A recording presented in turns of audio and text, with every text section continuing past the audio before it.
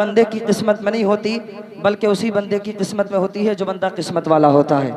اس لیے کہ محبوب کی محفل کو محبوب سجاتے ہیں، محبوب کی محفل کو محبوب سجاتے ہیں، اور آتے ہیں وہی جن کو سرکار بلاتے ہیں۔ میں دیکھ رہا ہوں محفل کے اندر بزرگوں سے میں نے سنا ہے کہ محفل کے اندر دو لوگ نہیں بولتے ہیں، ایک وہ کہ جس کے ایمان میں کھٹکا ہو اور دوسرا وہ کہ جس کے منہ میں گٹکا ہو۔ اب میں دیکھنا چاہتا ہوں کہ آپ کے ایمان میں کھٹکا ہے یا منہ میں گٹکا ہے۔ ہاتھوں کو بلند کریں، لبوں کو کھولیں اور محبت سے بولیں سبحان اللہ۔ حضرات وقت نہیں ہے، میں بہت جلد اپنی تقریر شروع کر رہا ہوں۔ شاعر کہتا ہے کہ تاحشر جو کام آئے وہ قرآن یہی ہے، تاحشر جو کام آئے وہ قرآن یہی ہے، اللہ سے ملنے کا بھی سامان یہی ہے، اور کردار و عمل ایسا بنا لیجیے اپنا، ہر شخص پکار اٹھے مسلمان یہی ہے، ہر شخص پکار اٹھے مسلمان یہی ہے، اور چلتے ہیں تو راہوں سے ہٹا دیتے ہیں پتھر، آقا کے غلاموں کی تو پہچان یہی ہے۔ برادران ملت اسلامیہ، کتنے خوش نصیب ہیں وہ ماں اور وہ باپ کہ جن کا بیٹا، ہمارے عام لوگوں کا بیٹا تو صرف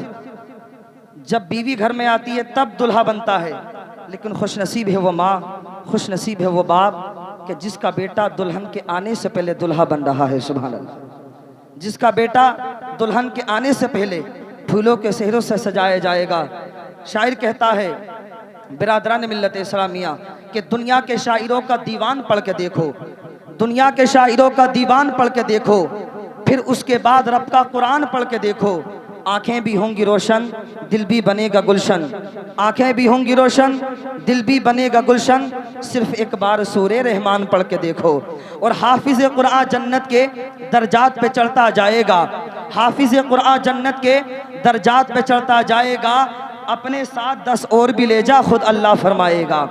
اپنے ساتھ 10 اور بھی لے جا خود اللہ فرمائے گا، اور حافظ کے ماں باپ پہ دیکھنا رشک سبھی کو آئے گا، حافظ کے ماں باپ پہ دیکھنا رشک سبھی کو آئے گا، عظمت شان و شوکت والا تاج خدا پہنائے گا، عظمت شان و شوکت والا تاج خدا پہنائے گا۔ اللہ نے قرآن میں فرمایا یعلمون والذین لا یعلمون، علم والے اور بے علم والے برابر نہیں ہو سکتے، عالم اور جاہل برابر نہیں ہو سکتے۔ علم وہ دولت ہے جس کو کوئی چرا نہیں سکتا، علم وہ خزانہ ہے جو کبھی کم نہیں ہو سکتا، علم ہی سے انسان اپنے ماں باپ کا ادب کرنا سیکھتا ہے، علم ہی سے انسان اپنے ماں باپ کے مرتبے کو پہچانتا ہے، علم ہی سے انسان حرام اور حلال کو پہچانتا ہے، علم ہی سے انسان اچھے اور برے کو پہچانتا ہے، علم ہی سے انسان حدیث مصطفیٰ کو پہچانتا ہے، عظمت انبیاء کو پہچانتا ہے، علم کے ذریعے اپنے رب کو پہچانتا ہے۔ جو بندہ علم حاصل کرتے کرتے اس دنیا سے چلا جاتا ہے تو اللہ تبارک و تعالی علم کی برکت سے اس کو اتنی عزت عطا فرماتا ہے کہ جب تک وہ بندہ اس دنیا میں رہتا ہے تب بھی اس کا نام روشن رہتا ہے، اور جب اس دنیا سے چلا جاتا ہے تب بھی اس کا نام روشن رہتا ہے۔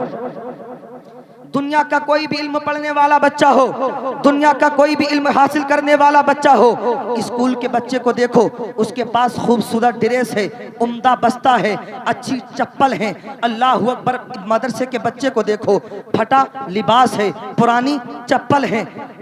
کپڑا بھی پرانا ہے، لیکن فرق دیکھو، اسکول کے بچے کا بستہ ہے کہاں؟ بند کانوں پر پڑے ہیں، بستہ پیٹ کے پیچھے پڑا ہے۔ مدرسے کے بچے کا بستہ گندا ہے، میلا ہے، معمولی کپڑے کا ہے، اس میں قرآن نہیں ایک پارا ہے، پارا نہیں یسن القرآن ہے، یسن القرآن نہیں قاعدہ بغدادی ہے، لیکن مدرسے میں پڑھنے والا بچہ اپنے بستے کو پیٹ کے پیچھے ڈال کر کے نہیں لے جاتا ہے بلکہ اپنے سینے سے لگا کر کے جاتا ہے۔ اللہ اکبر۔ اسکول کے بچے کا بستہ پکار کے کہتا ہے چاہے کتنا ہی سجا کر کے بھیجو، علم وہ حاصل کرنے جا رہا ہے جو پیٹ کے پیچھے ڈالنے کے قابل ہے، لیکن مدرسے کے بچے کا بستہ پکار کے کہتا ہے چاہے کتنی ہی گندی حالت میں بھیجو، لیکن علم وہ حاصل کرنے جا رہا ہے جو پیٹ کے پیچھے ڈالنے کے قابل نہیں ہے بلکہ ہر دور میں اپنے سینے سے لگانے کے قابل ہے۔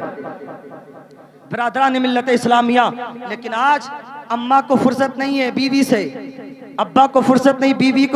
بیوی سے، اور بیوی کو فرصت نہیں ٹی وی سے، تو بتاؤ ہمارے گھر میں دین کیسے آئے گا؟ ہمارے گھر میں قرآن کی تعلیم کیسے آئے گی؟ آج ہر مسجد کا امام تمہارے بچوں کو کامیاب بنانا چاہتا ہے، تمہارے بچوں کو قرآن کی تعلیم دینا چاہتا ہے، تمہارے بچوں کے سینے میں قرآن کو اتارنا چاہتا ہے، لیکن افسوس کی بات یہ ہے ہمارے جتنے بچے اسکولوں میں پڑھنے کے لیے جا رہے ہیں اتنے بچے مسجد اور مدرسوں میں پڑھنے کے لیے نہیں جا رہے ہیں۔ آج ہماری ساری توجہ مسجدوں کی طرف ہے لیکن مدرسوں کی طرف کوئی توجہ نہیں ہے۔ مجھے بتاؤ اگر یہ مدرسے نہ رہے تو پھر مسجد میں صحیح سے نماز پڑھنے والے کہاں سے آئیں گے؟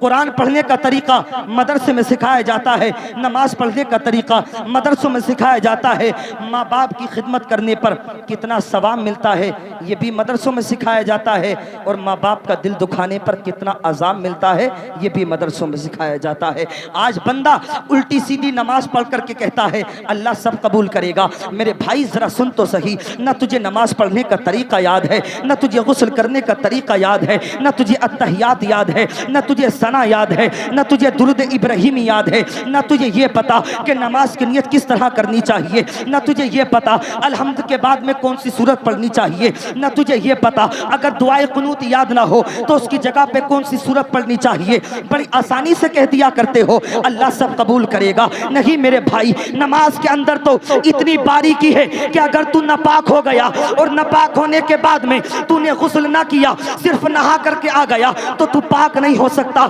اگر غسل کرتے وقت تیری ٹونڈی میں پانی نہیں پہنچا، ایک بال بھی سوکھا رہ گیا تو تیرا غسل نہیں ہو سکتا۔ وضو کے اندر جن اعضاء کو دھونا ضروری ہے ایک بال کے برابر بھی اگر جگہ سوکھی رہ گئی تو تیرا وضو نہیں ہو سکتا۔ پتہ یہ چلا کہ جس کا غسل صحیح نہیں اس کا وضو صحیح نہیں، جس کا وضو صحیح نہیں اس کی نماز صحیح نہیں، جس کا غسل صحیح ہوتا ہے اس کا وضو صحیح ہوتا ہے، اور جس کا وضو صحیح ہوتا ہے تو اس کی نماز بھی صحیح ہوتی ہے۔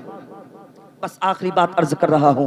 اللہ اکبر، قرآن کا اعجاز کیا ہے، قرآن پڑھنے والے کا مرتبہ کیا ہے۔ آقا فرماتے ہیں جب میدان قیامت ہوگا، نفسی نفسی کا عالم ہوگا، کوئی کسی کا نہ ہوگا، ہر انسان ایک نیکی کو ترس رہا ہوگا۔ ایسے وقت میں دو لائنیں لگی ہوں گی، ایک لائن میں مائیں کھڑی ہوں گی اور ایک لائن میں باپ کھڑے ہوں گے، اور ان کی پیشانیوں سے چاند کی طرح چمک نکل رہی ہوگی، روشنی نکل رہی ہوگی۔ اللہ اکبر، میدان قیامت برپا ہے۔ لوگ پوچھیں گے آخر یہ کون لوگ ہیں کہ جن کی وجہ سے پورا میدان قیامت روشن ہو گیا ہے؟ کیا یہ فرشتوں کی جماعت ہے؟ کیا یہ انبیاء کی جماعت ہے؟ تو بتایا جائے گا نہ یہ نبیوں کی جماعت ہے، نہ یہ فرشتوں کی جماعت ہے، بلکہ یہ وہ ماں اور وہ باپ ہیں کہ جنہوں نے اپنے بیٹے کو حافظ قرآن بنایا تھا، اپنے بیٹے کو عالم دین بنایا تھا۔ یاد رکھنا اگر ماں کا انتقال ہو گیا، باپ کا انتقال ہو گیا، باپ بڑا گناہگار ہے، تختے لگا دیے گئے، قبر کے اندر دفن کر دیا گیا، فرشتے عرض کرتے ہیں اے پروردگار عالم یہ تو بڑے گناہ لے کر کے قبر میں آیا تھا، یہ تو بڑے پاپ لے کر کے قبر میں آیا تھا، لیکن مالک وجہ کیا ہے کہ اس کی قبر پر تو رحمت الہی کا نزول ہو رہا ہے، رحمت کی بارش ہو رہی ہے، رب کی مشیت سے جواب ملا۔ اے فرشتوں، تم نے میرے بندے کے گناہ کو تو دیکھ لیا